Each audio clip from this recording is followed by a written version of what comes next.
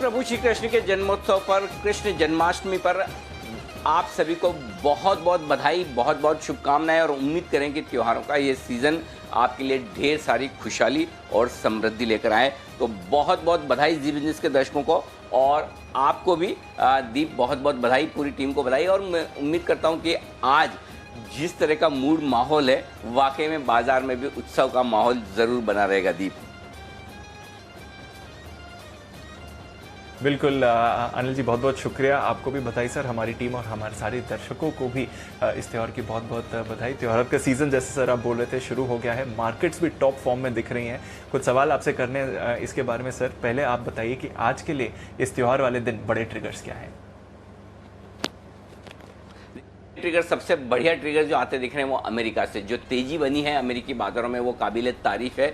लगभग 350 अंकों के बड़े उछाल के साथ डाउ बंद होता हुआ दिखा। कल भारतीय बाजार जब बंद हुए तब इतनी बड़ी तेजी की उम्मीद हमें थी नहीं, लेकिन उसके मुकाबले में काफ़ी बड़ी तेजी बनती हुई दिखी है। तो लगातार 7 दिनों तक अमेरिकी बाजारों का उछाल हमारे बेहद काम आएगा। और सबसे बढ़िया बात है कि अमेरिकी बाजारों की तेजी एशियाई बाजारों में भी दिख रही है। हांगकांग के बाजार बड़ी तेज दौड़ लगाते हुए नजर आ रहे हैं। अब 550-600 अंक मजबूत हो चुके हैं। हालांकि चीन और अमेरिका के बीच में थोड़ा सा तनाव बढ़ रहा है 15 अगस्त को होने वाली ट्रेड वार्ता के पहले, और वहां पर खबरें आ रही कि कुछ अब प्रतिबंध चीन ने भी अमेरिकी अधिकारियों पर लगाए हैं, वो भी आपको देखने को मिल रहा है। लेकिन आज नतीजों के लिहाज से जो एक्शन है वो कल बाजार बंद होने के बाद जो 3 नतीजे आए वो कमजोरी भरे रहे हैं। हालांकि अच्छी बात है कि निफ्टी में उनका वजन कम है, लेकिन टाइटन, श्री सीमेंट और इन दोनों के ही नतीजे कमजोर रहे हैं। बैंक ऑफ बड़ौदा के रिजल्ट भी थोड़े से निराशाजनक है। लेकिन पैसे उगाने का और रेज करने का सिलसिला जो चल रहा है भारतीय बाजारों में कंपनियों के बीच में, उसमें सब लोग इस बहती गंगा में हाथ धोना चाहते हैं। और अब आईसीआईसीआई बैंक अगला बैंक है जो आज अपना क्यूआईपी लॉन्च करने जा रहा है, वो भी 15,000 करोड़ रुपए का। तो पैसा मिल रहा है और हिंदुस्तान की कंपनियों को समझ में आ रहा है कि यही सही वक्त है, जो इक्विटी चाहिए रेज करके ले लीजिए। लिक्विडिटी है बाजार में, पैसा आपको सही दाम पर रेज करने का मौका मिल रहा है, और वो आईसीआईसीआई बैंक भी आज करने जा रहा है। जी दीप। बिल्कुल अनिल जी, तो शानदार एक्शन मार्केट्स में दिख रहा है। एक और बड़ी फंड रेजिंग आ रही है जहां पर नजर रहेगी, और इसके बारे में हमने पिछले हफ्ते भी चर्चा करी थी। सर, एक और जो बाजार की रैली है उस पर एक सवाल है मेरा आपसे, पर उससे पहले जो वोडाफोन आइडिया का हम एक्सपेक्ट कर रहे थे कि कल शायद कुछ फाइनल वर्डिक्ट आ जाए, टाइमलाइन पर क्लैरिटी आ जाए, वो हुआ नहीं। अब फ्राइडे को फिर से इस मामले में सुनवाई है, और ज़्यादातर कल की जो सुनवाई थी वो बैंक्रप्सी को लेकर या उन कंपनीज को लेकर जिनका कारोबार बंद हो गया, वहां से रिकवरीज कैसे हो रही उस पर लेकर ही रही। तो इस जो वर्डिक्ट के एंटिसिपेशन या आशा में एक मार्केट में पॉजिटिविटी बढ़ रही थी, क्या उसका थोड़ा असर देखने को मिल सकता है, या फिर बाजार इसको नॉर्मली डाइजेस्ट कर लेंगे और आगे का ही देखेंगे इस समय? दीप, कल फिर से इस मामले पर फैसला नहीं आया। इसकी 2 चीज़ें हैं। एक तो जैसा कि आपने कहा कि जो कंपनियां बंद हो चुकी है उस पर कल फोकस ज़्यादा था, और दूसरा ये कि अभी भी मुझे लगता है कि इस मामले में इतना मन बनाना आसान काम नहीं है। अगर फैसला ऐसा दें जो टेलीकॉम कंपनियों और बैंकों के खिलाफ है तब भी मुश्किल है, और अगर उनके पक्ष में फैसला दें तब भी इस बात की गारंटी नहीं कि इनसे 15-20 साल में पैसा आ जाएगा। मुझे लगता है ये कश्मकश सुप्रीम कोर्ट के सामने भी है, और इसी वजह से सुप्रीम कोर्ट चाहता ये है कि कंपनियां जिंदा रहें, लेकिन प्लान ऐसा बनकर आए जो ठोस हो और जिसके दम पर सुप्रीम कोर्ट को यह भरोसा आ जाए कि सरकार इन कंपनियों से बकाया एजीआर अगले 10, 15, 20 सालों में वसूल कर पाएगी और ये कंपनियां जिंदा रहेगी और चलती रहेगी। इसको लेकर सुप्रीम कोर्ट पूरी तरह से आश्वस्त होना चाहता है, और वही कहीं न कहीं मिसिंग है। तो अब अगर सुप्रीम कोर्ट को यह भरोसा नहीं होता कि कहने के बावजूद पैसा आएगा, तो फिर सुप्रीम कोर्ट कहेगा कि जो काम 10, 15, 20 साल बाद होना है क्यों ना वो आज हो जाए, यानी कि इन कंपनियों का बंद होना।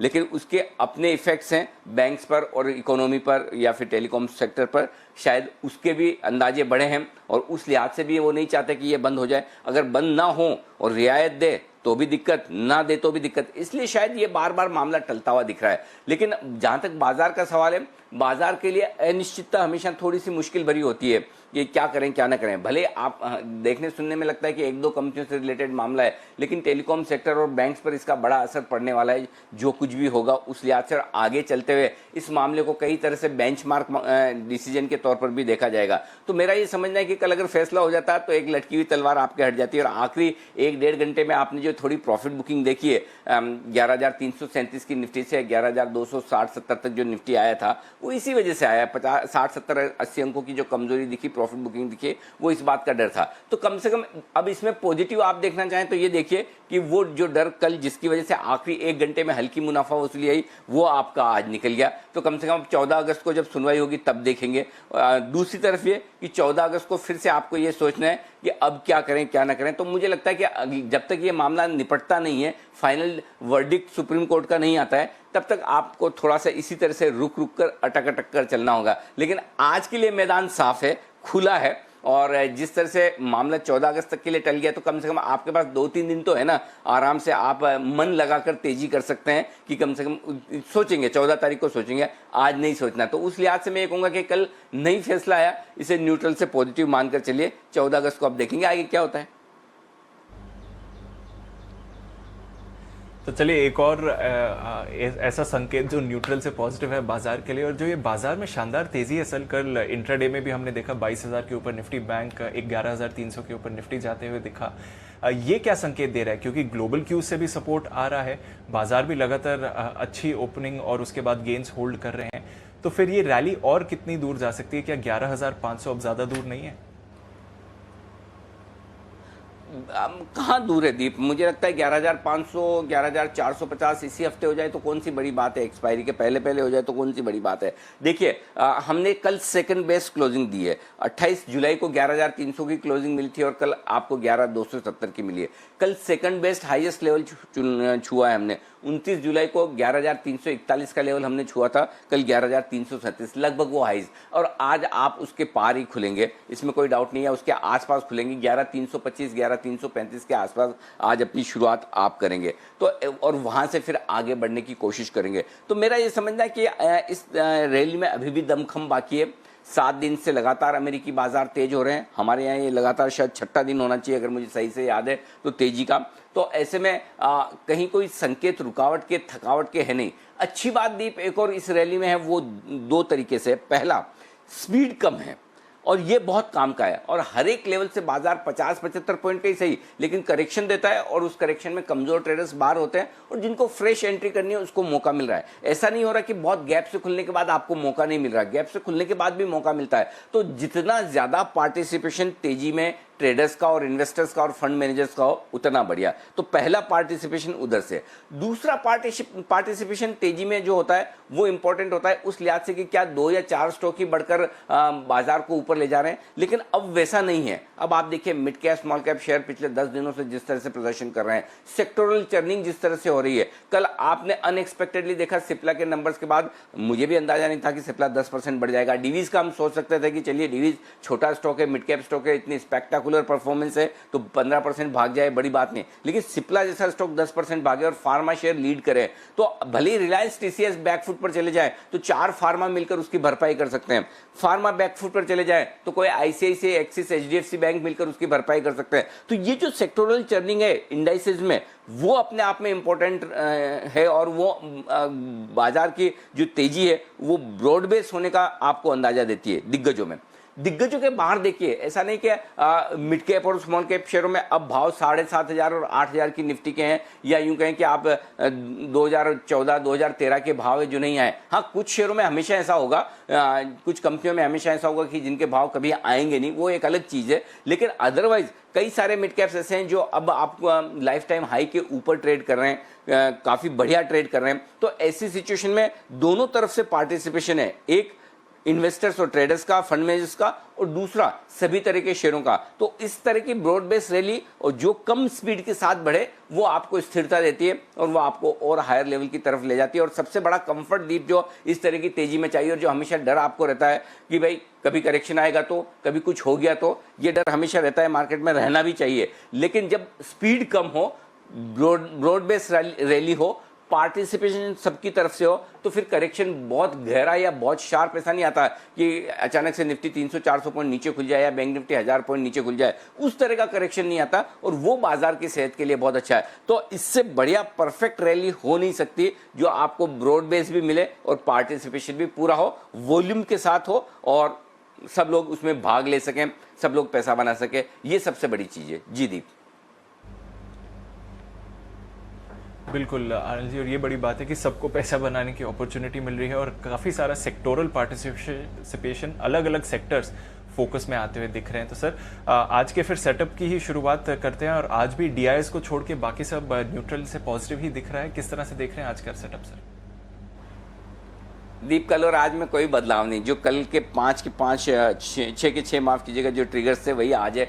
ग्लोबल कल भी पॉजिटिव लिखा था, आज भी पॉजिटिव है। एफआईएस कल भी न्यूट्रल था, आज भी न्यूट्रल है। घरेलू फंड नेगेटिव साइड पर हैं, चल रहे हैं। वायदा कारोबार के संकेत न्यूट्रल ही है। सेंटीमेंट और ट्रेंड पॉजिटिव है। तो कल और आज में कोई बदलाव नहीं इन सारे ट्रिगर्स में।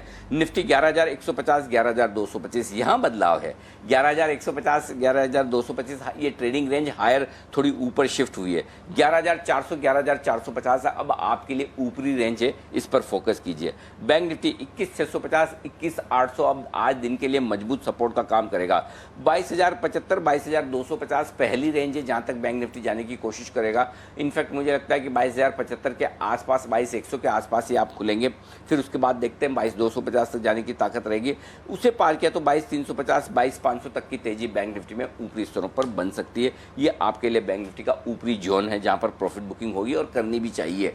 अब एग्जैक्टली 22,400 22,425 ज़्यादा सही लेवल नजर आता है प्रॉफिट बुक करने के लिए। आप 22,350 से 22,500 की रेंज में जहां ठीक लगे मार्केट के मूड माहौल को देखते हुए वहां प्रॉफिट बुकिंग जरूर कीजिए और फिर इंतजार कीजिए एक बार फिर से नीचे आने का। ये हो गया आपके लिए। अब आइए दिन की रेंज दे दूं। 11,235 11,335 ये आज की दिन की ट्रेडिंग रेंज है। 11,200 11,400 ये मीडियम रेंज है निफ्टी के लिए, और बड़ी रेंज जो दीप निकल कर आती है वो 11,150 से 11,450 तक की निकल कर आती है निफ्टी पर आज के लिए। बैंक निफ्टी 21,800 22,250 मैंने सीधा 22,250 की रेंज दी। 22,075 की मैंने उड़ाई दी क्योंकि मुझे लग रहा है खुलेंगे वहीं पर हम, तो 22,250 225। बैंक निफ्टी में जरूर एक चीज़ कहूँगा, जब मैं रेंज दे रहा हूँ लेवल्स दे रहा हूँ तो 25 पॉइंट का आप कुशन लेकर चलें। 22,250 दिया तो हो सकता है 22,225 से घूम जाए, या हो सकता है 22,275 तक जाने की कोशिश करें। 25 पॉइंट इधर उधर बैंक निफ्टी में हो सकते हैं जिन लेवल्स पर जिस तरह से रेंज में हम आ रहे हैं। जो छोटी रेंज है 21,800 22,250, 21,750 22,350 ये आपके लिए मीडियम रेंज होगी, और 21,650 से लेके 22,425 ये बैंक निफ्टी के लिए बड़ी रेंज है जिस पर आपको फोकस करना चाहिए। पुट कॉल रेशियो में कोई बदलाव नहीं, 1 बेसिस पॉइंट नीचे कंफर्टेबल है वहीं। अच्छी बात है कि कल की तेजी के बावजूद पुट कॉल रेशियो बढ़कर नहीं आया, और उसकी वजह दीप ये कि आखिरी 1 घंटे में जो 60-70 पॉइंट निफ्टी गिरा उससे हुआ ये, और जो 22,000 के नीचे बैंक निफ्टी बंद हुआ उससे बढ़िया ये हुआ कि डे ट्रेडर्स जो आमतौर पर प्रॉफिट में होता है तो पोजीशन कैरी करना चाहते हैं, प्रॉफिट में नहीं होता तो वहीं खत्म कर लेना चाहते हैं, उनकी तरफ से पोजीशन कम हुई है और पुट कॉल रेशियो वहीं मेंटेन रहा। ये अच्छा संकेत है। ओवरबॉट नहीं हुआ, ये बढ़िया है। ये बहुत ज़रूरी है कि बाजार ओवरबॉट ना हो। ओवरबॉट होने पर ही ऊपर के लेवल पर सप्लाई का खतरा रहता है, वो रिस्क रहती। तो कम से कम कल पुट कॉल रेशियो बढ़कर नहीं आया और विक्स भी स्टेबल रहा वहीं का वहीं 2251 पर। जी दीप।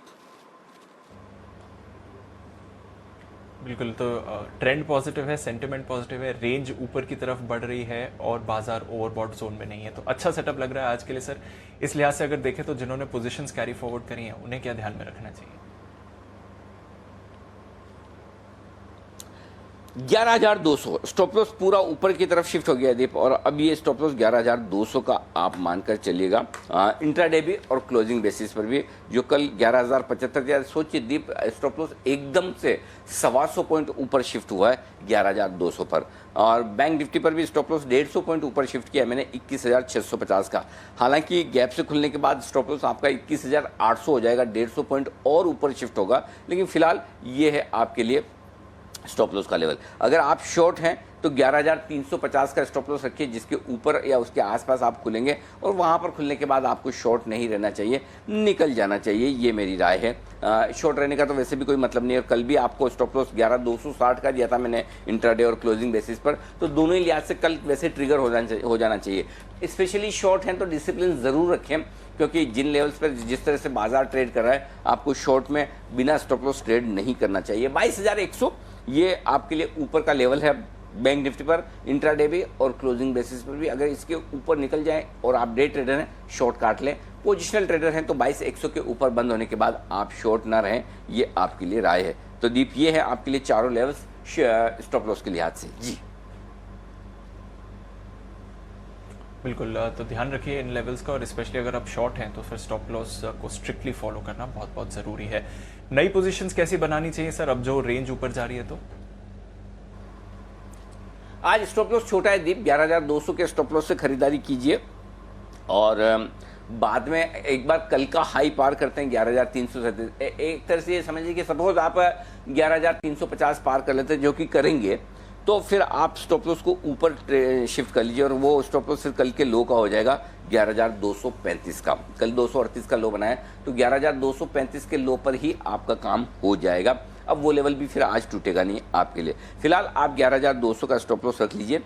ऊपर का टारगेट 11,300 ऊपर का टारगेट जो बनेगा आपके लिए 11,335, 11,400, 11,450, इन 3 टारगेट के लिए आपको निफ्टी में खरीदारी करनी है। जो लोग निफ्टी शॉर्ट करना चाहते हैं ऊपर 11,400, 11,450 की रेंज में एक बार चांस ले सकते हैं, कर लेना चाहिए, कोई दिक्कत नहीं, लेकिन एकदम स्ट्रिक्ट स्टॉप लॉस के साथ, और वो होगा 11,500 का। इसके ऊपर निकले तो काट लीजिए। छोटे ट्रेड मिलेंगे आपको 11,350, 11,300 और ज़्यादा से ज़्यादा 11,275, बस इतना शॉर्ट। अगर आप 100-125 पॉइंट काफ़ी है, इससे ज़्यादा बनता नहीं, तो उतने में आप अपनी शॉर्ट पोजीशन काट लें। बैंक निफ्टी खरीदें और स्टॉप लॉस मैंने छोटा दिया है 22,750 का। ऊपर की तरफ 22,075 पहला लेवल है जिसके आसपास खुलने चाहिए। 22,250, 22,350, 22,400 और 22,450 के आसपास जाकर कहीं कहीं हम रुकेंगे, तो वहाँ पर आपको बैंक निफ्टी में खरीदारी कर लेनी चाहिए। ओके, जो शॉर्ट करना चाहते हैं 22,350 से मूड बनाना शुरू करें कि शॉर्ट कहाँ करना है। 22,400, 22,450 ज़्यादा बढ़िया रेंज है जहाँ पर एक शॉर्ट इनिशिएट कर सकते हैं, करना चाहिए, कोई दिक्कत नहीं है, वहाँ पर करने में हर्ज भी नहीं है। 22,550 का स्टॉप लॉस रखिए। 22,250, 22,100, 22,000 बहुत हो गया तो 21,900, इससे संभावना कम है, लेकिन 4 लेवल्स, क्या कभी कभी बैंक निफ्टी किसी भी वजह से वॉलेटाइल हो जाता है, तो वो वॉलेटिलिटी को ध्यान में रखते हुए ये 4 लेवल्स आपके लिए होने चाहिए। बैंक्स और एनबीएफसी आज के वो सेक्टर्स हैं जो बड़े मजबूत दिख रहे हैं, यहाँ पर तेजी होगी। जी जी बिल्कुल, तो ये हैं आप कुछ अहम लेवल्स जहां से आप नई पोजीशंस बना सकते हैं, और बैंक्स एनबीएफसीज ये फोकस में रहेगा। आईसीआईसीआई बैंक की फंड रेजिंग भी है। बैन में 5 स्टॉक्स अब आ गए हैं। कल मुथूट फाइनेंस भी जुड़ गया, साथ ही कैनरा, सेंचुरी, वोडाफोन और वेदांता ये बैन में ऑलरेडी हैं। सर, अब कुछ नतीजों के बारे में बात करते हैं। कल आपकी कॉनकॉर की कॉल सुपर हिट रही, उससे पहले लुपिन की कॉल भी हिट रही। अब टाइटन के नतीजे कैसे देख रहे हैं सर इनको? अरे बहुत ही खराब है दीप, मतलब क्या बोलूँ मैं। टाइटन इतने खराब नतीजे कैसे दे सकता है, ये समझ के बाहर है। मतलब वैसे तो कोई इस बार किसी भी कंपनी से अच्छे नतीजों की उम्मीद थी नहीं, लेकिन उम्मीद से सेल्स काफ़ी कम आई है, कामकाजी नुकसान भारी भरकम है। अच्छा, वो सब ठीक है, लेकिन आगे के लिए भी अभी तक कोई आउटलुक ठीक दिख नहीं रहा है। इस साल की आखिरी तिमाही से सिचुएशन बेहतर होती हुई दिखेगी। और दूसरी बात यह भी कि अब आप देखें ना, जब सोने के दाम 55,000 के ऊपर है, तब मजबूरी वाली खरीदारी होती है सोने के गहनों में। नो डाउट बाकी भी कारोबार हैं टाइटन के, घड़ियों का और चश्मों का वगैरह का, वो अपनी जगह है, लेकिन कंजम्पशन से जुड़े स्टॉक्स में पहली बार इतना प्रेशर और इतना आउटलुक आगे का मुझे कमज़ोर नज़र आया है। तो मुझे लगता है कि 1100 रुपये में टाइटन एकदम ब्लाइंड शॉट है। कल जिस तरह का काम कॉनकॉर ने किया है, वैसा काम आज टाइटन करेगा। अगर आज टाइटन मतलब घिरे नहीं, ढह जाए तो बड़ी बात नहीं है। मेरा ये मानना है कि 1050, 1030 और 1010 ये 3 टारगेट तो आज के लिए हैं ही, और कोई बड़ी बात नहीं। अगर सीधे ही तीसरे टारगेट पे भी खुल जाए तो हो भी सकता है वहाँ खुल जाए, लेकिन उसके बाद आप देखिए इवेंचुअली जिस तरह के रिजल्ट से और नीचे की जगह खुल जाती है, तो टाइटन में ऐसा नहीं कि 100 रुपये गिर जाए तो आप कूद कर खरीदने की कोशिश करें। और टाइटन का ये हाल दे तो फिर आप सोच सकते हैं कि TBZ और थंगामाइल और इस तरह की बाकी जो कंपनियां हैं ज्वेलरी वाली, उनका क्या होगा। ज्वेलरी वाली कंपनी में वैसे भी बाकी किन्हीं कंपनियों ने पैसा बनाकर दिया नहीं है, अनलेस कि आप बहुत ही मतलब बॉटम पर एग्जैक्टली 7,500 की निफ्टी के दिन ही इन्हें खरीदें, कि कोई जाकर के मैं आज TBZ ही खरीदूंगा। 7,500 की निफ्टी पे मुझे और कोई अच्छा नहीं लगता, खाली TBZ, तो एक अलग बात है। अदरवाइज आपके लिए बड़ा मुश्किल काम है। तो मेरा ये समझना है कि टाइटन के रिजल्ट्स डिजास्टर हैं, बहुत ही ख़राब हैं, और मतलब क्या बोलूँ, मतलब एक्सीडेंट है आज का ये। जी दीप बिल्कुल, तो तैयार हो रहा है बड़ी गिरावट के लिए। टाइटन स्टॉक पर नजर रखेंगे, और कुछ ब्रोकरेज कॉल्स भी हैं इस पर, जिसके बारे में थोड़ी देर में आपको बताएंगे। पर सर, जो संकेत हैं उसके बारे में थोड़ा और डिटेल्स में बात कर लेते हैं। FIs न्यूट्रल, DIs नेगेटिव, ये ट्रेंड जो बरकरार है, इसको कैसे रीड करना चाहिए? और FNO के जो क्यूज न्यूट्रल हैं, वहां से क्या लेवल्स निकलते हैं? दीप देखिए, पहली चीज़ तो ये कि 300 करोड़ की कैश में खरीदारी छोटी है, ठीक है। और सामने 641 करोड़ के स्टॉक फ्यूचर्स बेचे, तो नेट नेट एफआईज की तरफ से 325 करोड़ के स्टॉक्स में बिकवाली है, ये तो बड़ी नहीं है। और इंडेक्स उन्होंने 24 करोड़ के खरीदे हैं, तो वो छोटा है, तो मतलब इसलिए मैंने न्यूट्रल रखे हैं। ऑप्शंस के डेटा में आप जाएंगे, 418 करोड़ के ऑप्शन है, लेकिन उसमें ऑप्शन में जो है ना थोड़ी सी खरीदारी ज़्यादा है पुट्स की, यानी कि वहाँ पर भी नेगेटिव साइड पर पोजीशन ज़्यादा बनी है। तो लेकिन इतने बड़े भी नहीं कि मैं मूड बदल कर कह दूं कि नहीं एफआईज के डेटा नेगेटिव हो गए, तो हम न्यूट्रल वाले ट्रेंड को कंटिन्यू करेंगे। और घरेलू फंड ने 505 करोड़ की बिकवाली की, इनका नेगेटिव वाला ट्रेंड है, वो ट्रेंड बरकरार रखेंगे। अब आइए वायदा कारोबार के डेटा की तरफ।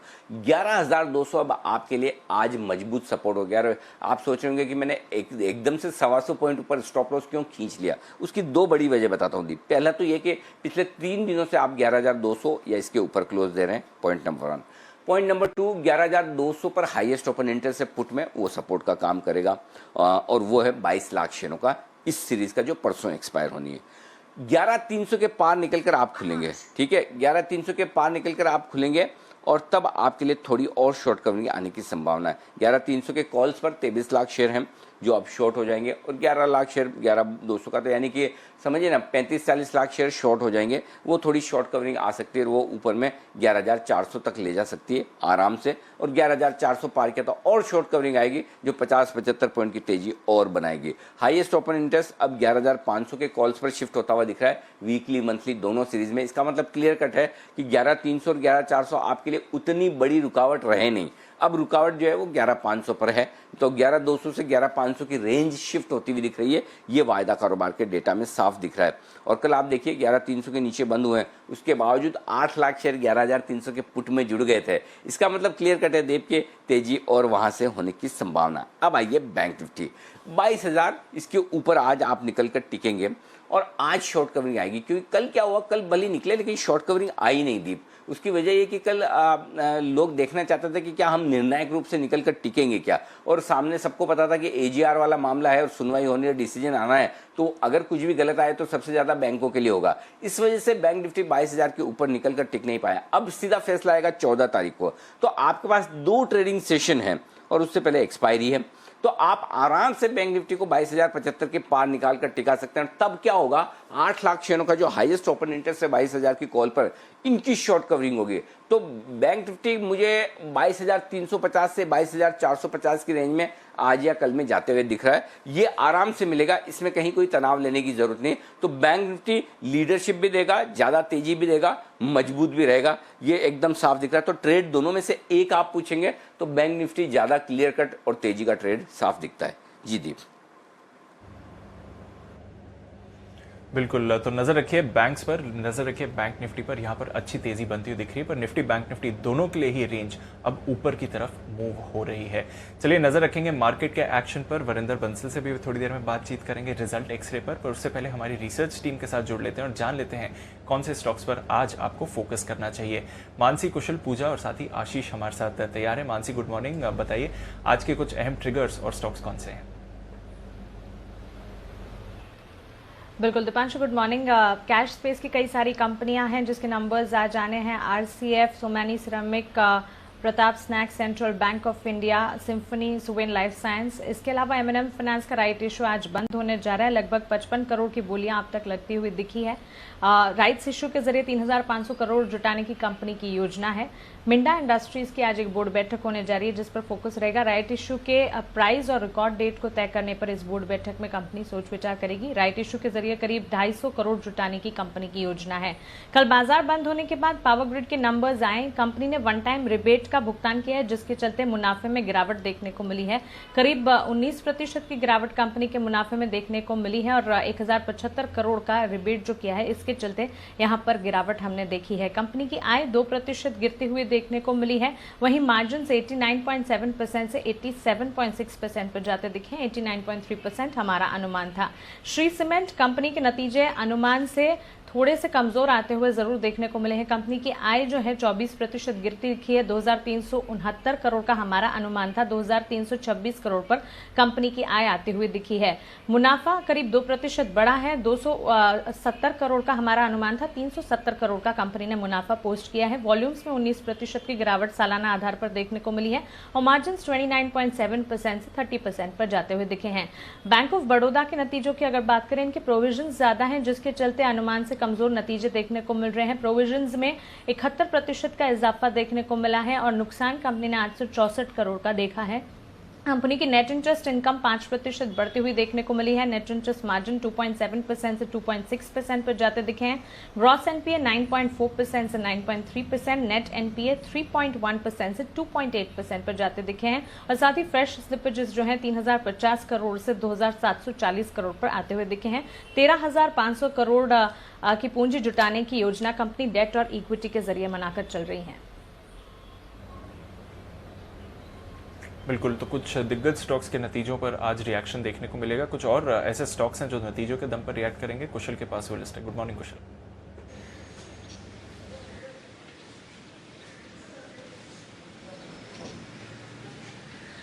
Good morning Deepanshu. अब देखिए यहाँ पर नंबर्स आते हुए दिखे हैं। उज्जीवन फाइनेंशियल सर्विसेज के नंबर्स मिले जुले देखने को मिले हैं। मुनाफे में करीब 6% की गिरावट रही है।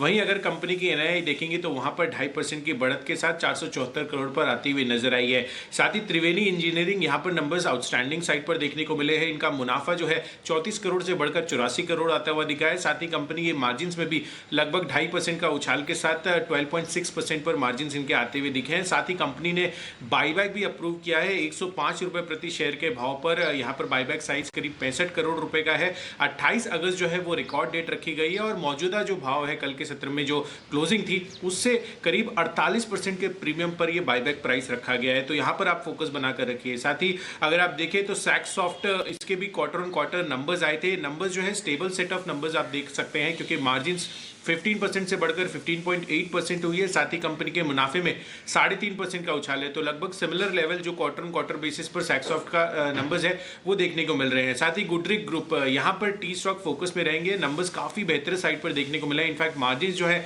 लगभग दोगुनी हो गई है। 6.7% से बढ़कर 15.3% आई है। साथ ही नेट अगर आप प्रॉफिट देखेंगे कंपनी का तो 6 करोड़ से बढ़कर अब 16 करोड़ 10 करोड़ का इजाफा जो है आपको मुनाफे में देखने को मिला है। दो खबरें भी है मेरे पास दीपांशु, जिसमें टेलीकॉम स्टॉक्स फोकस में रहे थे कल। आज के सत्र में जो कल की हेजियर हियरिंग है उस पर अपडेट मैं बता रहा हूं आपको कि यहां पर जो है अगली सुनवाई अब 14 अगस्त को होने वाली है।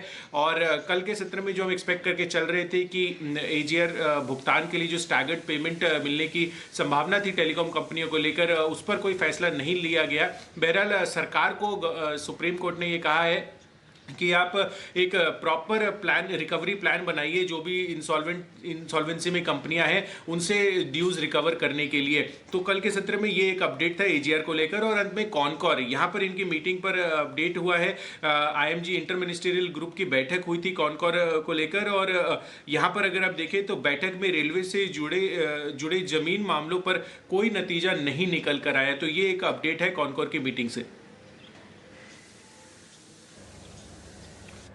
बिल्कुल, नज़र रखते हैं। और कल ऑफ कोर्स आपको याद भी होगा कॉनकॉर की मैनेजमेंट के साथ भी हमारी बातचीत हुई थी। अनिल जी ने नतीजों के दम पर आपको कहा भी था कि स्टॉक पर वीक एक्शन देखने को मिलेगा। देखिए 15% नीचे रहा है स्टॉक। साथ ही जी बिजनेस की एक्सक्लूसिव खबर पर कुछ डिटेल्स भी आई हैं। चलिए कुछ और स्टॉक्स हैं जिन पर नज़र डाल देते हैं। पूजा के पास है वो लिस्ट। गुड मॉर्निंग पूजा, बताइए। Good morning Deepanshu. शुरुआत इंटरग्लोब एविएशन से कर लेते हैं। क्यूआईपी के जरिए 4000 करोड़ तक के फंड जुटाने को कंपनी को मंजूरी मिल चुकी है। इसके अलावा अब आज बैंक्स काफी फोकस में रहेंगे क्यूआईपी की ही वजह से। आईसीआईसीआई बैंक की बात करें तो बैंक ने 15,000 करोड़ का क्यूआईपी लॉन्च किया है। क्यूआईपी का जो फ्लोर प्राइस है वो 351 रुपए प्रति शेयर तय किया गया है, यानी कि जो कल का भाव था उससे करीब 3.5% डिस्काउंट पर यह भाव तय किया गया है। एक्सिस बैंक क्यूआईपी के जरिए 10,000 करोड़ रुपए जुटा लिए हैं कंपनी ने और इसका जो इश्यू प्राइस है वो 420 रुपए प्रति शेयर तय किया गया है। जो फ्लोर प्राइस था उससे 5% डिस्काउंट पर ये शेयर जारी किए गए हैं। और बैंक ऑफ इंडिया 13 अगस्त को कंपनी की बोर्ड की बैठक होगी और इसमें इक्विटी और बॉन्ड्स के जरिए फंड जुटाने पर फैसला होगा। तो आज इन तमाम बैंकिंग शेयरों पर नजर रखें। प्रेस्टीज एस्टेट से भी जुड़ी खबर आई है। कल हमने आपको बताया था कि ब्लैकस्टोन के अधिग्रहण की बात की जाती है। अब उसको लेकर कंपनी ने सफाई जारी की है कि इसको लेकर कंपनी के पास कोई जानकारी नहीं है और ये जो भी खबरें निकल कर आ रही हैं वो अफवाह है। तो इसके चलते आज प्रेस्टीज एस्टेट्स पर नजर रखिए। और आखिर में बात करते हैं कुछ प्रमोटर एक्शन की। यहाँ पर JSW स्टील में प्रमोटर की तरफ से कुछ खरीदारी हुई है, करीब 11.5 लाख शेयर्स की खरीदारी यहाँ पर प्रमोटर्स की तरफ से की गई है 5 से 6 अगस्त के बीच। और SBI कार्ड्स एंड पेमेंट्स में भी प्रमोटर SBI लाइफ ने 7 अगस्त को करीब 25,000 शेयरों की खरीदारी की है। ओके, फंड एक्शन भी है, साथ ही खबरों पर भी कुछ स्टॉक्स पर रिएक्शन रहेगा। आइए देख लेते हैं आज ब्रोकरेजेस का क्या कहना है FIR में।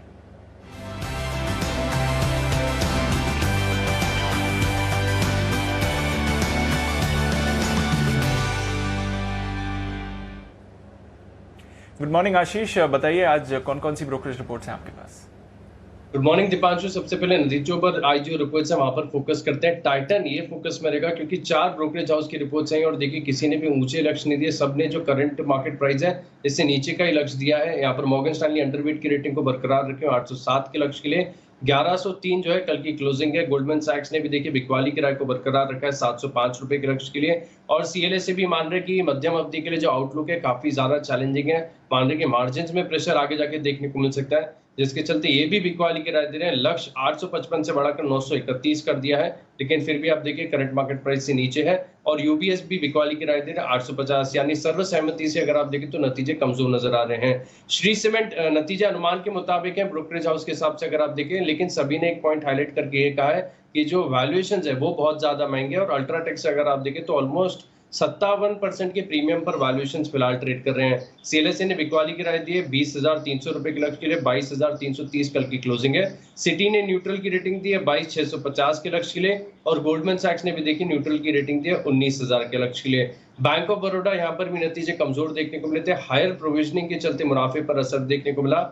मोरेटोरियम बुक जो है करीब 21% की है, जिसको ब्रोकरेज हाउस ने नेगेटिव माना है। सिटी ने खरीदारी की राय को तो बरकरार रखा है, लेकिन लक्ष्य जो है 75 से घटाकर 65 कर दिया, करीब 49 कल की क्लोजिंग है। मॉर्गन स्टैनली ने भी अंडरवेट की रेटिंग को बरकरार रखा 42 रुपए के लक्ष्य के लिए। नोमेरा न्यूट्रल की रेटिंग दे रहे 50 रुपए के लक्ष्य के लिए। BEL पर एक पॉजिटिव रिपोर्ट आते हुए देखिए यहाँ पर JP मॉर्गन की रिपोर्ट है 108 कल की क्लोजिंग है। ये आउट परफॉर्म की रेटिंग को बरकरार रखें 125 रुपए के लक्ष्य के लिए। और आज के लिए आखिरी रिपोर्ट है रिलायंस इंडस्ट्रीज पर JP मॉर्गन की रिपोर्ट है, जहां पर न्यूट्रल की रेटिंग को बरकरार रखा है 1860 रुपए के लक्ष्य के लिए। ये तमाम रिपोर्ट्स है। लेकिन आशीष, आज तो आपको अपने नेटिव प्लेस मथुरा में होना चाहिए, तो मिस कर रहे हैं जन्माष्टमी के दिन मथुरा को? अनिल जी बिल्कुल मिस कर रहे हैं, लेकिन देखिए हमारी प्रोग्रामिंग इतनी बेहतर है कि मिस करने का बिल्कुल, आज एकदम उत्सव जैसा माहौल लग रहा है, त्योहार है, फील आ रहा है पूरा। आप देखिए पूरी तैयारी करके रखी हमने। 11 बजे का जो स्पेशल शो है उसके लिए पूरी टीम सुबह से तैयारी कर रही है। चलिए बढ़िया है, जहाँ भी रहें जैसे भी रहें लेकिन त्यौहार मनाते रहें और ये स्पिरिट बनाए रखें। तो आपने तो बचपन से देखा होगा कि किस तरह से धूमधाम से मथुरा में कृष्ण जन्माष्टमी मनाई जाती है। आइए रिजल्ट सीजन को बढ़ाते हैं आगे और वरिंदर हमारे साथ जुड़ रहे हैं इस वक्त, और वक्त है वरिंदर रिजल्ट एक्सरे का।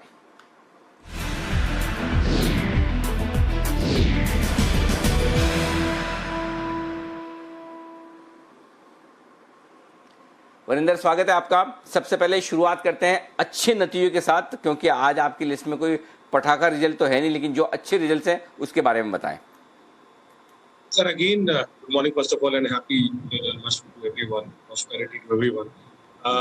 Important sir क्या हो रहा है कि जो ट्रेंड आ रहा है, and I don't know why people are still not comfortable with it, कि फार्मा या केमिकल्स, क्योंकि केमिस्ट्री बेस है, so chemistry plus technology, these are two sectors which are clearly shining out. Ipca Labs के number अच्छे आए थे sir, of course, I think कल market आज में आ गया था, बट आप नंबर्स देखिए और किस बेस पे नंबर्स आ रहे हैं सर। अगेन मैं बोलता हूँ सेल्स पे फोकस कीजिए। सेल्स 42% ऊपर जा रहा है, एबिटा डबल हो रहा है, प्रॉफिट हाई गुना हो रहा है।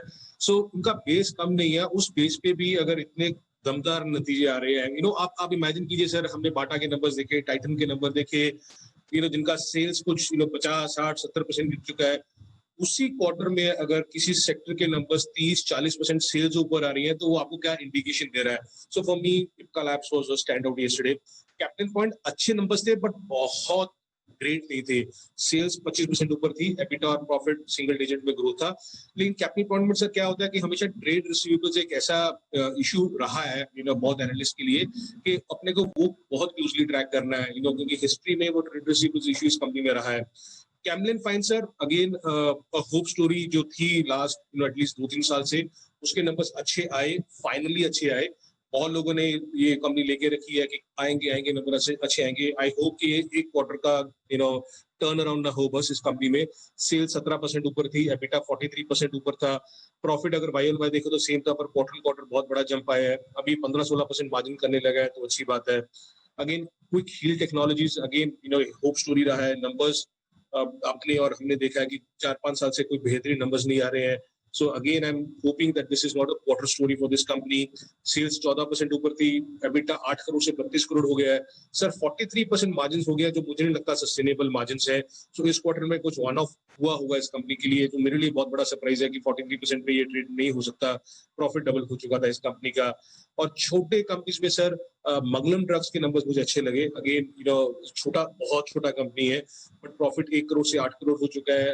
एबिटा 1.5 गुना हो गया था, सेल्स 60% ऊपर था।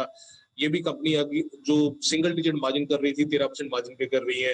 अब मार्जिन पे ध्यान रखिए, कोई भी देख रहा है, बिकॉज मार्जिन सस्टेनेबल होना बहुत बहुत जरूरी है। कुछ ये छोटी कंपनी जो सिंगल डिजिट मार्जिन कर रही थी, अभी डबल डिजिट मार्जिन कर रही है, तो अपने को वो देखना है। अब इमेजिन कीजिए sir, Solana, Lawrence, granules, Divi's अभी 30-40% की ब्रैकेट में पहुंच गई है, और ये छोटी कंपनी से भी जा रही है वहां पे। तो sustainability is the key for the smaller companies, अगर ये बड़ी बन सकती है कि नहीं बन सकती। ओके तो ये हैं वो तमाम अच्छे नतीजे, लेकिन कमज़ोर नतीजों की लिस्ट बताइए, वो कौन कौन से रिजल्ट्स हैं जिनके रिजल्ट्स वो कंपनियां हैं जिनके रिजल्ट्स खराब आए हैं। Sir again I sound like a broken record, but मैं अगेन बोलूंगा कि एमएनसी फार्मा कंपनीज के नंबर स्ट्रांग नहीं आ रहे हैं इस बार। और आई डोंट नो व्हाई हम उसको इतना वैल्यूएशंस दे रहे हैं, बार बार मैं बोलता रहता हूँ। एस्ट्राजेनेका फार्मा का सेल्स 5% नीचे था, एबिटा 20% नीचे था, प्रॉफिट 13% नीचे था, तो नंबर्स वीक थे सर। बट आप सोचिए सर, 117 टाइम पे ट्रेड करता है ये company. Again, I'm saying I don't know why there is so much of craze of giving such high valuation to MNC companies जहाँ पे ग्रोथ भी नहीं आ रहा है। और हमारी होम ग्रोन फार्मा कंपनीज है जो इंडिया मैन्युफैक्चरिंग बेस है जिनका, और वो अभी भी 20-30 टाइम पे ट्रेड कर रही है। मैंने इप्का का एग्जांपल दिया जहाँ पे बोला कि इप्का का सेल्स 42% ऊपर था, अभी भी वो मेरे ख्याल में 25-30 टाइम के आसपास ट्रेड कर रहा है। और जहाँ पे नंबर्स नहीं आ रहे हैं जस्ट बिकॉज वो एमएनसी टैग है, तो उसको कुछ 100 टाइम का मल्टीपल मिल रहा है। I have no clue sir. एक और चीज जो कल एक जो मैसेज आया कि आप हर किसी केमिकल, एपीआई, इंटरमीडिएट, केएसएम कंपनी को एक ही ब्रश से पेंट मत कीजिए, जाएंगे और आपका पैसा खराब हुआ। सो बहुत ऐसी कंपनीज है जो लोग बहुत ज्यादा एक्साइटेड हो चुके हैं कि ये कंपनीज चाहिए हमें। ये कंपनीज बहुत अच्छी कर रही है या केमिकल कंपनी है, बट उनके नंबर्स नहीं आ रहे हैं। सो ट्रांसपेक एक ऐसी इंडस्ट्री कंपनी है सर, ट्रांसपेक इंडस्ट्रीज, जिसका सेल्स 34% नीचे था, और क्वार्टर तो नंबर्स बहुत ही खराब आए हैं सर। जो 25% लास्ट क्वार्टर उसने मार्जिन किया था, अभी 12% मार्जिन रह गया है। I don't know, something happened in this company this quarter. Otherwise, it's a good company. DuPont के साथ इसका long term contracts है, but something happened with this company. और छोटी कंपनीज में सर मेघमानी organics, I know people are very excited क्योंकि सस्ता है, but commodity एग्जीक्यूशन नहीं देखा हमने, कुछ इश्यूज रहे हैं मैनेजमेंट में, नंबर्स अच्छे नहीं आए हैं। सेल्स 30% नीचे थी, एबिटा 30% नीचे था। Oriental aromatics again people are because chemical chemistry based है, बट नंबर्स अच्छे नहीं आ रहे हैं सर। एबिटा 50% नीचे था इस कंपनी का। Titan I think I will leave the company because आप लोगों ने बहुत बात कर चुके हो टाइटन के बारे में, बट एक ही कमेंट है सर, बाटा में पीपल आर होपिंग कि 2-3% का ग्रोथ होगा अगले 2-3 साल में। टाइटन में पीपल आर होपिंग कि यार 5-10% का ग्रोथ रहेगा अगले 2-3 साल में। बट येट हम एफएमसीजी कंपनीज को 50-50 का मल्टीपल देते हैं, बट जिस एरिया में अभी दिख रहा है कि 20-20% का, 30-30% का ग्रोथ होगा, जो केमिस्ट्री है, केमिकल्स है, एपीएस है, वहां पे अभी भी लोग डर रहे हैं 15-20 टाइम का मल्टीपल देने के लिए। I don't know. TTK Prestige के नंबर्स खराब थे सर, एबिटा 90% नीचे था। अगेन खराब इसलिए है बिकॉज ये 50 टाइम पे ट्रेड करता है, it's not a very cheap stock. Cochin shipyard 8 time पे ट्रेड करता है, but very weak set of numbers. EBITDA 88% नीचे था, प्रॉफिट 65% नीचे था, so no execution coming in from Cochin shipyard this quarter. Okay तो ये है आपके लिए कमज़ोर नतीजों की लिस्ट। और अब ये बताइए जो नतीजे उम्मीद के मुताबिक या इनलाइन नतीजे वो कौन से रहे हैं। सो डीएफएम फूड के नंबर अच्छे आए थे सर, ठीक आए थे, as I said okayish numbers है मेरे लिए। EBITDA PAT single digit degrowth हुआ, so not not bad not good. Again 50 time PE डेट करता है sir, you know again not a cheap stock. KEC International के नंबर सर आपको you know अगर आप देखेंगे तो कमजोर दिखेंगे, पैट 20% नीचे था, सेल्स 8% नीचे थी, बट मैंने कुछ एक्सपेक्टेशंस देखी सर, एक्सपेक्टेशंस के मुताबिक अगर आप देखें तो नंबर्स फिर भी उनसे अच्छे थे।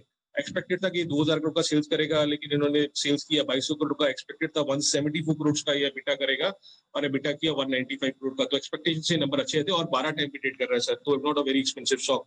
Sonata software okay set of numbers, क्योंकि सेल्स ऊपर थी, एबिटा नीचे था 6% क्वार्टर 11 टाइम पे ट्रेड कर रहा है, again not very expensive. Okay बहुत ही खराब कमजोर फुस रिजल्ट्स जो आपकी लिस्ट में, जहां पर वाकई में चिंता की बात है। सर तो मैं एक्सो नोबल से चालू करूंगा, अगेन एन एमएनसी कंपनी, और बहुत लोग बहुत टाइम से बोल रहे हैं कि यार ये अगला एशियन पेंट्स है, बर्जर पेंट्स बन सकता है। I have been hearing this since last 5-7 years, but अब नंबर्स देखिए इसके, सेल्स 64% नीचे थी, एबिटा लॉस था 13 करोड़ का, वो profit of 103 crore. Of course ये auto infra oil and gas construction segment को केटर करता है, तो नंबर्स खराब ही आने थे, बट 40 टाइम पे ट्रेड कर रहा है सर, कोई सस्ता स्टॉक नहीं है और नंबर्स नहीं आ रहे हैं, और ये कोई वन ऑफ क्वार्टर नहीं है। वी मार्ट एक्सपेक्टेड था कि नंबर्स बुरे आएंगे, but again I am saying 65 times पे 65 टाइम पे ट्रेड कर रहा है, ये कोई सस्ता स्टॉक नहीं है सर। कल लोग बीवीज के लिए बोल रहे थे कि 40 टाइम पे ट्रेड कर रहा है, बोल रहे थे एक्सपेंसिव स्टॉक है, और आप कंपेयर कर लीजिए किसी भी एफएमसीजी कंपनी को, किसी भी वी मार्ट 65 टाइम्स पे ट्रेड कर रहा है यार। तो आई डोंट नो, सेल्स 83% नीचे, एबिटा लॉस 6 करोड़ का, लेकिन हम फिर भी बोलेंगे चलो ठीक है यार कोई बात नहीं, एफएमसीजी है, एमएनसी है, तो इनको इतना मल्टीपल मिलना चाहिए, which is not my way of understanding things. GT&D देखिए sir, again an MNC company, EBITDA 99% नीचे था, 99%, नेट लॉस 20 करोड़ का आया, अगेन एन एमएनसी कंपनी, और मैंने बहुत टाइम से इसके नंबर्स नहीं देखे सर। लास्ट 5 क्वार्टर में इसका जो लॉस हुआ है, नेट लॉस हुआ है 323 करोड़ का नेट लॉस हुआ है। अगेन होप स्टोरी की, ये होगा वो होगा, ऐसा होगा वैसा होगा, but it continues to remain very expensive. जैसे मैंने बोला था कि हर एक कंपनी को, केमिकल कंपनी को, इंटरमीडिएट कंपनी को, प्लीज एक ही ब्रश से पेंट मत कीजिए, कहीं ना कहीं फंस जाएंगे आप। I know a lot of people are gung ho about Kiri Industries में, ये हो जाएगा वो हो जाएगा। Sales 70% down, EBITDA loss 5 crore का versus a profit of 62 crore, और नेट लॉस 58 करोड़ का आया था कीरी इंडस्ट्रीज में। सो फुस numbers for me this quarter. S small company जो हमने भी बात की थी आपके चैनल पे, बट इस बार नंबर्स उसके बहुत खराब आए हैं सर, फुस नंबर्स आए हैं। सेल 65% नीचे थी, एबिटा लॉस 12 लाख का आया वर्सेस 22 करोड़, और नेट लॉस 4 करोड़ का आया। इसका कौन कॉल होगा सर, तो आपको अपडेट करेंगे इसमें क्या बोल रहे हैं। एक डी-लिंक है sir, again remains a hope story without numbers, और लोग डिजिटाइजेशन हुआ, इंटरनेट हुआ, इन सब पे इस कंपनी को बहुत सोचते हैं कि कुछ होगा कुछ होगा कुछ होगा बहुत टाइम से। सेल्स 33% नीचे थी सर, एबिटा 75% नीचे था, और प्रॉफिट 76% नीचे था। So again remains a hope story, but for me clearly जो स्टैंड आउट परफॉर्मेंस रहे हैं सर, वो है केमिस्ट्री, जिसमें pharma, API, intermediates and technology. Okay तो ये है आपके लिए कमजोर नतीजों की लंबी लिस्ट। बहुत बहुत शुक्रिया वरिंदर, लंबी लिस्ट में से आपने कुछ चुनकर जो बेहतरीन नतीजे विश्लेषण के लायक हैं वो आपने पढ़कर समझकर बताएं, तो धन्यवाद आपका हमारे लिए वक्त निकालने के लिए और ये सारे नतीजे बताने के लिए। आइए अब बाजार के एक्शन को बढ़ाते हैं आगे। एक्सपर्ट्स की टीम है तैयार, वक्त है पिक ऑफ द डे का।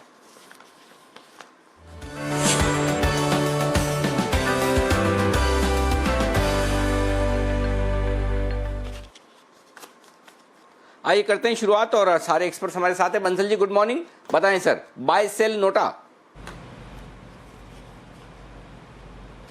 अनिल जी पहले तो आपको, सारे पैनलिस्ट को, सारे व्यूअर्स को जन्माष्टमी की हार्दिक शुभकामनाएं। और अनिल जी समझ नहीं पा रहा हूं कि आपको गुड मॉर्निंग बोलूं, सुप्रभात बोलूं कि राधे राधे बोलूं, क्योंकि हम लोग अनिल जी सेम पिंच है, सेम कलर का कुर्ता पहना है। तो अनिल जी गुजारिश है व्यूअर्स से कि देखिए किसका रंग जो है ज्यादा नीला है। जिसका ज्यादा नीला होगा अनिल जी वो एक पिक देगा। अगर मेरा कुर्ते का रंग ज्यादा नीला हुआ तो एक स्पेशल पिक मेरी तरफ से है, और अगर आपके कुर्ते का रंग ज्यादा नीला हुआ तो गुजारिश है आपसे, आज के 2000 नहीं, आज के 2 करोड़ देंगे अनिल जी। एक काम करते हैं कि है ना, हमारा और आपका कलर एकदम सेम टू सेम मैच कर रहा है, तो मैं एक काम करता हूँ, पहले किरण जी से पिक ले लेता हूँ। किरण जी ने भी नीला पहना है लेकिन हल्का नीले वाला। किरण जी बताइए आपका pick of the day. Very good morning Anil ji, और दर्शकों को, सभी दर्शकों पैनलिस्ट को जन्माष्टमी की बहुत बहुत शुभकामनाएं। अनिल जी, बाय करके चलना है वो एनएमडीसी है। एनएमडीसी बहुत ही अच्छे कंसोलिडेशन का ब्रेकआउट देखने को मिल रहा है और मेरा मानना है कि स्टॉप लॉस बहुत नजदीक है। क्लोजिंग 91.75 की है और मेरा स्टॉप लॉस 89.75 यानी ₹2 का स्टॉप लॉस है। डिलीवरी बेस्ड बाइंग कर सकते हैं और पोजिशनल व्यू के साथ भी चल सकते हैं। आज के लिए 95 और 98 के टारगेट्स पर जिस तरीके से ये पैन आउट हो रहा है, लंबे कंसोलिडेशन के बाद जो ब्रेकआउट देखने को मिल रहा है, मेरा मानना है कि अगर आप महीने 1.5 महीना रखते हैं तो 110 115 के लेवल्स भी देखने को मिल सकते हैं। ओके, तो ये है आपके लिए खरीदारी करने की राय। आइए कुणाल जी, आपकी पिक ऑफ द डे। जय श्री कृष्ण अनिल जी, जय श्री कृष्ण दीपांशु। अनिल जी, मेरी खरीदारी की राय है और एक बहुत ही कमाल का स्टॉक है जिसको पहले भी मैंने रेकमेंड किया है और उस समय भी बड़ी तेजी बनी थी। स्टॉक का नाम है भारत रसायन। दाम देख करके अनिल जी लगता है कि काफी महंगा है, लेकिन जिस तरह का चार्ट स्ट्रक्चर है, जिस तरह का ब्रेकआउट इसमें आता हुआ दिख रहा है, स्टॉक से बड़ी तेजी आपको देखने को मिलेगी। कल लगभग 11,000 के आसपास स्टॉक बंद हुआ। मुझे लगता है कि इन स्तरों पर बाय करना चाहिए। 10,400 का स्टॉप लॉस रख ले। 12,000 रुपए का एकमात्र टारगेट है, तो यहां से 1,000 रुपए की तेजी की गुंजाइश दिखती है। भारत रसायन पे अनिल जी मेरी खरीदारी की राय है आज सुबह। ओके, भारत रसायन में खरीदारी करने की राय है आपकी तरफ। Sumit ji, good morning sir, बताएं आपका pick of the day. Good morning Anil ji. Pick of the day में आईटी स्टॉक्स में टेक महिंद्रा चार्ट के ऊपर बढ़िया दिख रहा है। कल स्टॉक ने 200 डीएमए लेवल तोड़े थे, तो स्टॉक के अंदर यहाँ से एक अच्छा अपसाइड मूव देखने को मिलना चाहिए। 662 665 के आसपास नीचे में टेक महिंद्रा का सपोर्ट है, तो 662 के आसपास का स्टॉप लॉस होना चाहिए और ऊपर में लगता है कि 700 रुपए का लेवल क्रॉस करेगा और 710 तक का अपसाइड मूव टेक महिंद्रा में देखने को मिल सकता है। तो टेक महिंद्रा में खरीदारी करें। 700 से 710 का टारगेट होगा और 662 का स्टॉप लॉस होगा। ओके, 700-710 के टारगेट के लिए करें खरीदारी। वागले साहब बताएं सर, आपका pick of the day. Good morning Anil ji, good morning. Deepanshu, good morning. मेरा पिक ऑफ द डे होगा एलएनटी, जिसको बाय करके चले। 960 का बंद है, 948 का स्टॉप लॉस होगा और 981 का टारगेट होगा। मुझे लगता है आज और कल में ये आना चाहिए। ओके, तो ये आपके लिए पसंद है। वागले साहब भी आज चमक रहे हैं एकदम, क्या बात है, लाइट कलर में वागले साहब एकदम स्मार्ट लग रहे हैं। आइए सिद्धार्थ जी भी हमारे साथ जुड़ चुके हैं। सिद्धार्थ जी, आपको भी जन्माष्टमी की शुभकामनाएं और बताइए सर आपका pick of the day. Good morning Anil ji, good morning Deepanshu. Janmashtami की शुभकामनाएं सभी को। और जिस हिसाब से जन्माष्टमी की बात कर रहे हैं, जिस हिसाब से कृष्ण भगवान हम सभी के दिल में बसते हैं और सदाबहार बसते हैं, वैसे ही एक मिड कैप जो सदाबहार स्टॉक हो चुका है उसको लेके आया हूं। और ये आत्मनिर्भर भारत की स्टोरी है, वो है डिक्सन टेक्नोलॉजी। जी हाँ, डिक्सन टेक्नोलॉजी जी हमने 3500 के लेवल पे भी पिछले साल आपके ही चैनल के माध्यम से रेकमेंड किया है, फिर से रेकमेंड कर रहे हैं 8,000 पे। हमें लगता है कि डिक्सन टेक्नोलॉजी को खरीदना चाहिए 2 कारण से। सबसे पहला कि टीवी के इंपोर्ट्स में रिस्ट्रिक्शन आ चुका है और जब टीवी के इंपोर्ट्स में रिस्ट्रिक्शन आ चुका है तो डिक्सन टेक्नोलॉजी टीवी पैनल्स बनाने में अव्वल नंबर है, तो ये फायदा हो सकता है। और दूसरा कारण, रिलायंस जियो का जो सेट टॉप बॉक्स का एक्सपेंशन होने वाला है भारत में, पूरे इंडिया में, उसका बहुत बड़ा फायदा डिक्सन टेक्नोलॉजी को बनेगा, क्योंकि सेट टॉप बॉक्स जो जियो का बनाते हैं वो डिक्सन टेक्नोलॉजी बनाता है। डिक्सन टेक्नोलॉजी को खरीदना चाहिए। निवेश की राय है 9800 के टारगेट के लिए। कितना टारगेट? 9800, 9800 9800।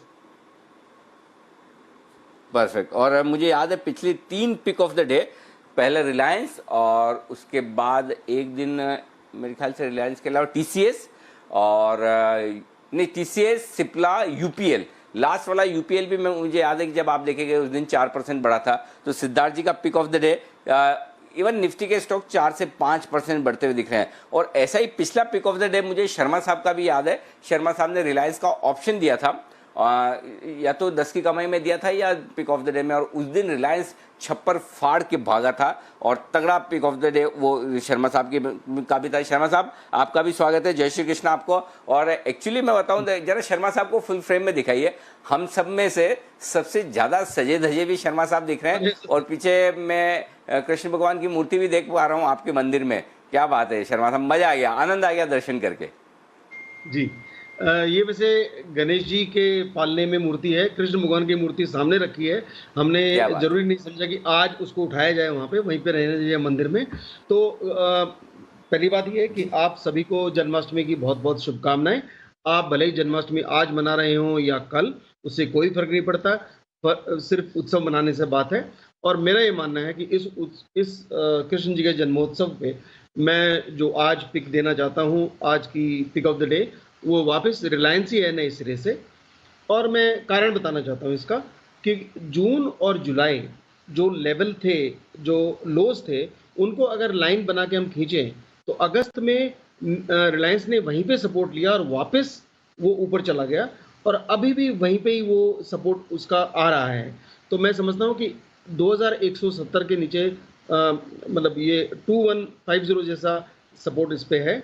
और मैं कहना चाहूँगा कि 2200 का आप 2100 के आसपास होगा, तो आप 2200 पे आप 2200 की कॉल ले सकते हैं। जो भी क्लोजिंग भाव था लास्ट या ओपनिंग खुले, और उसमें स्टॉप लॉस रखें अवश्य।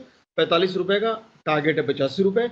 आप इसको आगे चल के अगर ऊपर बढ़ाना चाहें तो स्टॉप लॉस को भी ऊपर कर दें, आप इसमें ट्रिलिंग स्टॉप लॉस बना सकते हैं। ये है आज की पिक। नमस्ते।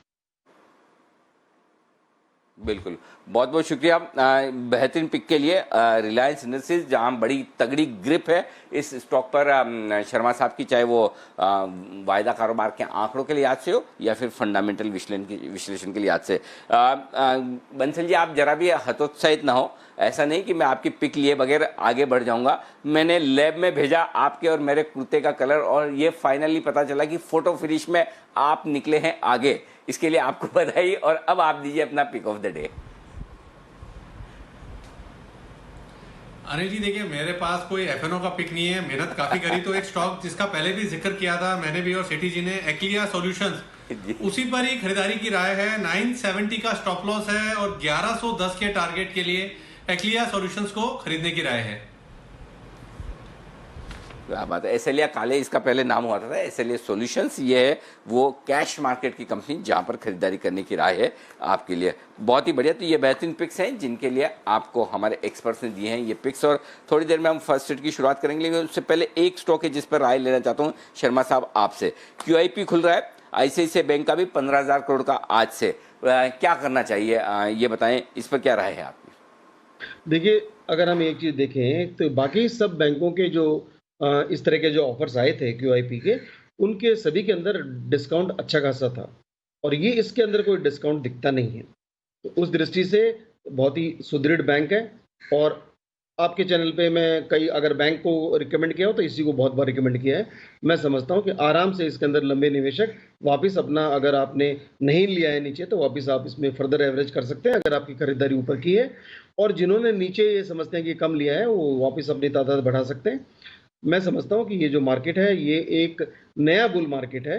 इसके अंदर जो आपको चिंताएं हैं, और जो चिंताओं को देखेगा वो चिता में जलेगा, जो आगे की ओर देखेगा वो पॉजिटिव माइंड से जो चलेगा वो प्रफुल्लित रहेगा। तो आप इसी हिसाब से चलते रहिए।